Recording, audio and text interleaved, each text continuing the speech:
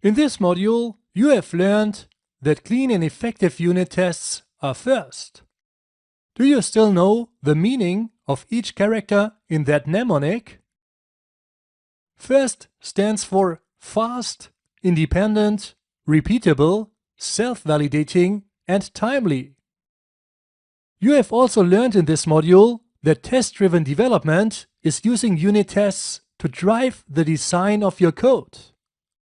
So when you start writing your test first, you ensure that the production code that you write is testable. If you start with your production code, you might end up with production code that is not testable. We have seen this now with the spike of the friend storage application. We hard-coded the file data service in the navigation view model, and so the navigation view model is not really testable. But anyway, with the spike of the navigation view model, we know that the idea works how we want to load the navigation items. So in TDD, spikes are experiments that you can use to ensure that your idea will work. As mentioned, theoretically, you should throw away your spike as soon as you find out that your idea will work. Then you should start writing a failing test and implement your production code. In the case of the friend storage application, we kept the spike so that you also learn how to make existing code testable. And this is exactly what we will do now in the next module. You will learn how to write testable view models. Welcome to the module Writing Testable View Models. My name is Thomas Claudius Huber, and in this module I will show you how you can extract the dependencies from your view models to make them testable. Before we start, let's take a quick look at the module outline.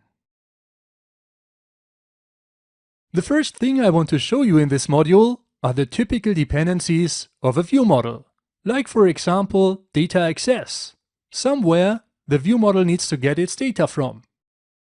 After you know some of these dependencies, you will learn how you can abstract away the dependencies with interfaces. This allows you to mock the dependencies in your unit tests. Abstracting away all the dependencies from the view model leads to many constructor parameters. To make sure that you don't have to touch your production code every time you add a constructor parameter to your view model, you will also learn how to use a dependency injection framework in your production code. Okay, so let's start and let's look at the typical dependencies of a view model. To unit test your view model, you need to abstract away the typical dependencies that you have in your view model.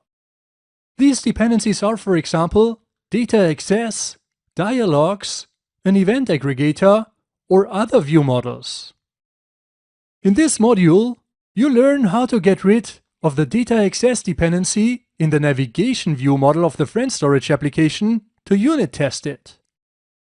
You also learn how to test the main view model of the friend storage application that has a dependency to the navigation view model. Alright, so let's start by looking at the data access dependency in the navigation view model. Let's look now how we can abstract away dependencies with interfaces to make our view models testable. In the friend storage application, we have the navigation view model that is using the file data service in its load method. So the navigation view model depends on that service. We can't write a unit test for the load method because the load method is calling the real service in our test. That means that our test is not repeatable in any environment. So we need to get rid of this dependency. When you look at the file data service, you will see that it implements an iData service interface. So we could adjust our navigation view model to depend on that interface. We could just add a constructor parameter to the navigation view model that is of type iData service. At runtime, we pass in the real file data service to our navigation view model, and in the test, we pass in a mock instance. This is completely fine, but with TDD, there might be one problem. The navigation view model is your part that you have to create. The iData service and the file data service are on the server side, and they might be created by another developer. So when you have to implement the navigation view model, the other part might not be available, and you have nothing to depend on. That's the reason why I usually define my own interface for accessing data in a view model that I call, in this case, iNavigation Data Provider. So the navigation view model has a constructor parameter that has the type iNavigation Data Provider. And now the good thing is, that's the part you create. So when we have created the interface and we use it in the navigation view model, we can just create a navigation data provider mock that implements that interface. Then we can use that mock instance in our unit test to test the load method of the navigation view model. And this is exactly what we do now. In this demonstration, we introduce the iNavigation Data Provider interface to make the navigation view model testable. When we have the interface, we will write unit tests with the navigation data provider mock. After we are done with the unit tests, we will implement the production navigation data provider. Okay, so let's switch to Visual Studio and let's start with the iNavigation Data Provider interface. Here I'm in the test method shouldLoadFriends. We wanted to test that when we call the load method, the count of the friends has a specific number. But as we hard-coded that load method to the file data service that you can see here, we need to know what comes from that service. And that's bad. Instead of a file data service, this could also be a web service or a service that is accessing a database. So let's abstract away that file data service dependency now with an interface. Here in the UI project, I create a new folder that I call Data Provider. And I add an interface that I call iNavigation Data Provider. iNavigation Data Provider. Let's make this interface public. Now let's go to the navigation view model and let's look what it is calling on the file data service. It is calling the getAllFriends method. So let's go to that method. Here you see it returns an IEnumerable of friend. I just copy this method signature and I go to my navigation data provider interface and I paste the method signature here. Okay, I need a using to friend storage model for the friend class, and now I have here my interface that I can use in the navigation view model to load the data.